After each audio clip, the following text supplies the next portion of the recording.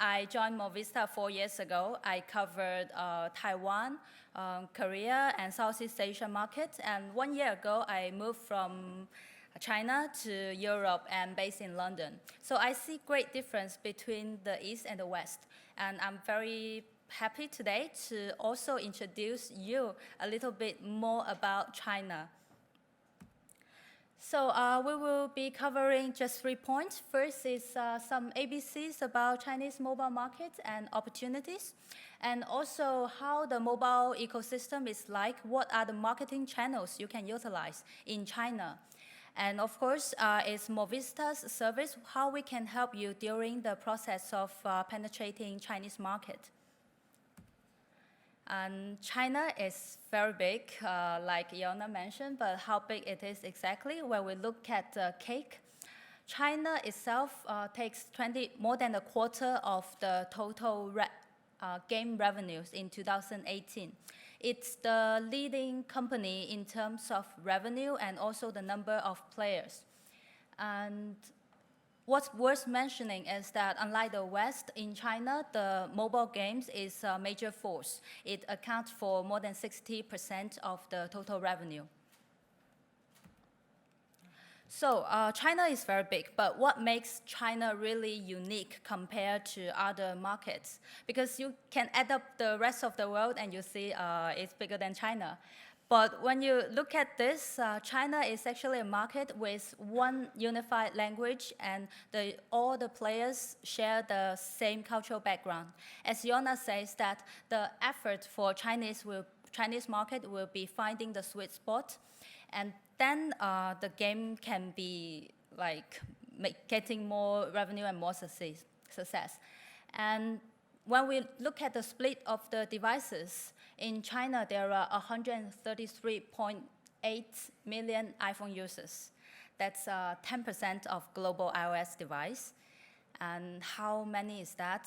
When you think about the population of UK, it's 66 million population. So iOS user in China is almost 2 times than the UK population. So targeting iOS itself is already huge.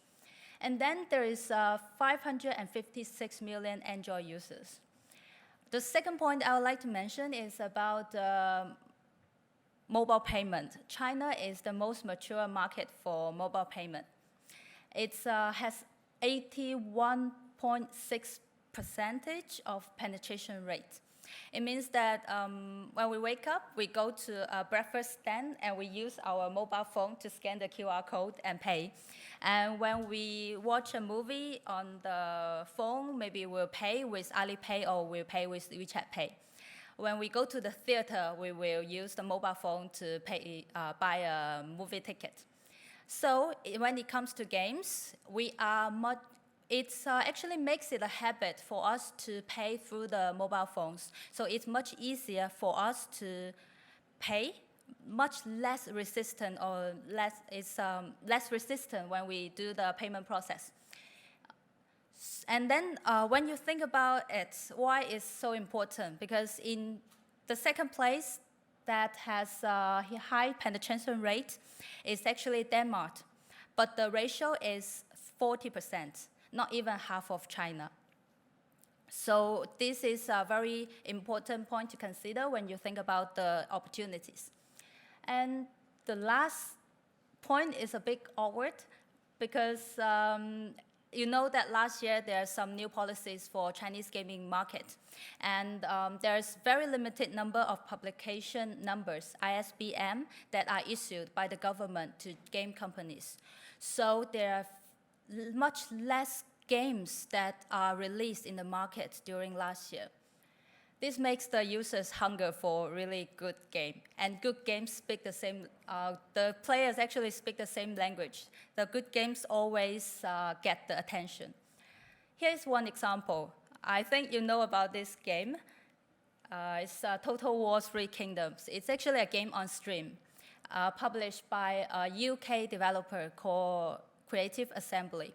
The first day of the release, it achieved 162,000 peak players, like online at the same time. And according to Creative Assembly, 2/3 of the players are from China. So that's some positive points about Chinese markets. And I think you're probably wondering how we can penetrate China market, because there might be some challenges. Yes, to be very honest, there are some challenges, but we cannot say that there's no way to solve it. But let's look at it first. For governmental policy barriers, there are two very specific documentation you need to, it exists only in China. First is the ISBN. We also call it publication number, that is manually approved by the government. And the government reviewed very strictly all the content in the game. So it's very hard for a publisher to acquire this document. And then there's a second documentation, which is called 软著.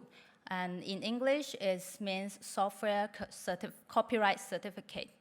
In contrast, it's actually easy to get this certificate, and it depends on how much you want to pay, but it takes around 2 weeks to a month to get this certificate. And most of the company are able to get it because there is no limitation. And with this certificate, you can run campaigns on iOS platform on most of the mainstream media in China. So that's a good news to know. And then the second thing is about the unique internet environment. Cheryl mentioned there's no Facebook, there's no Google, Snapchat, unfortunately, and no Twitter. So we have our local apps, and I will show you a bit later. They are Baidu, ByteDance, Alibaba, and Tencent. And the last thing is still the market is diverse and fragmented. Android takes more than 70% of the total market share, and there are 7 different Android stores, and they account for 85% of the market share. So for a publisher, if they want to go to Android, like they want to try the Android market, they need to submit their apps to all these seven different markets, which is quite complicated. And so these are the challenges, but China sounds difficult, but at the same time, I want to say that it's actually simple. And this is my favorite graph. There are some key points. First is that there are 4 major groups of companies in China: Tencent, ByteDance, Alibaba, and Baidu. These 4 media tycoons, they take 77% of the mobile usage time in China, which means that if you can cover these 4 platforms, you already can get access to most of the users in China. Tencent, for example, takes 55% of the share, and mainly because they have 2 apps. One is WeChat and QQ, and the other one is QQ. They are the biggest messenger apps in China. And also they provide all kinds of services, from video to weather to music, and of course to games. They have their own game publishing team. And then follows by ByteDance, that they have TikTok and Toutiao, which focus on the entertainment part. They take 11% of the users' time.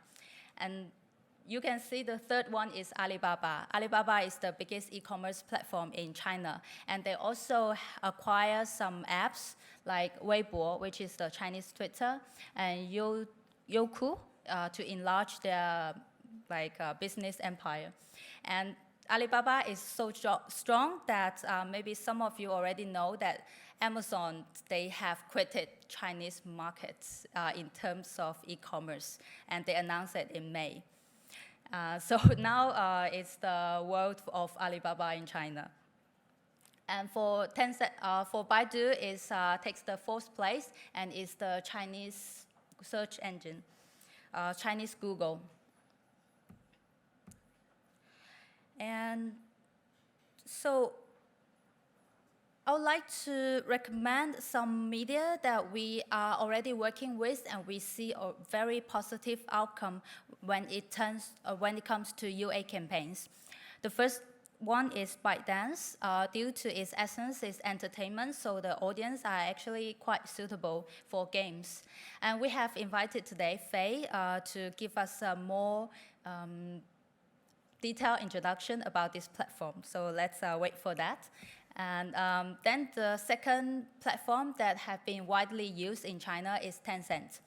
Tencent is the biggest social media platform. There are two parts. One is Guangdian Tong. It has a variety of apps, and from QQ to QQ browser to QQ Song.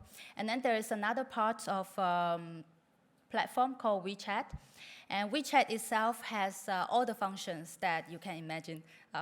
It has all the features of Facebook, of WhatsApp, of Instagram, and also PayPal. So if there is only one app I need to install, it's WeChat. So in order to understand more about Chinese users, I also recommend all of you to install WeChat. And also, Tencent has the biggest app store in China, Android app store. And the last one is Baidu. Baidu actually has 80% of the search share in China. So when there's a user who wants to search for certain content, they will use Baidu. And if your content appear in front of them, it's much easier for you just to catch this user. So it's also quite widely used for keyword searching ads. So what Mobvista is doing now is to connect these media platforms into our platform, and also provide a one-stop solution for our advertisers, so that the marketing efforts in China becomes much more easier. And before we start any kind of campaign, we think the strategy is very important. So here are some things that we are doing, including before launching the campaign, we always do a product study, including the audience and the targeting strategy, and also the past history of what they did before in China market. And then we will launch a cross-media plan. Of course, the creatives is one very important part, so we are also doing localized creatives. And last but not least, because we have been operating the ads and we understand a little bit more about the data side, so we would love to share with our advertisers about the summary report, also about some future suggestions that we can give as not just a media buyer, but also a Chinese player. So that's what we are doing now. And there's one very impressive thing for me, because after I moved to Europe, I am amazed by the importance that Western advertisers place on data. They think data is very important. And of course, we agree with that. And what we do is to launch a marketing platform and that connects all the most of the top media in China. And this solves two problems. One is that Chinese top media usually only have Chinese, they don't have English language. So how can our advertisers know what is going on in the campaign? We connect it with the media, and we display the performance, including the creatives. So it gives a much more straightforward view for the advertisers to understand what is going on. And also the second problem is solved is to prevent data discrepancy, because we have connected our platform with third-party checkers like Xplore and Adjust and the rest, and also with top media platforms in China. So most of the campaigns we see now actually do not have discrepancy. And this is very important because it increases the efficiency, and it also helps the advertisers to evaluate better the marketing performance. So here are some takeaways. First thing is that iOS is easier than Android. So we always encourage our advertisers to start with iOS first because they can launch the app on iOS platform without getting all the complicated documentations. And then the second suggestion is to think from the perspective of the users. So make it as easy as possible for the users to engage in your game. The language is one thing, the in-game experience, and also the social login. In China, we don't have Google login or Facebook login. We have QQ login, WeChat login, even Weibo login. So try to localize the game as much as possible. And the third one is to use a platform that can that provides support to your tracking tool and to try to make sure that the data are accurate.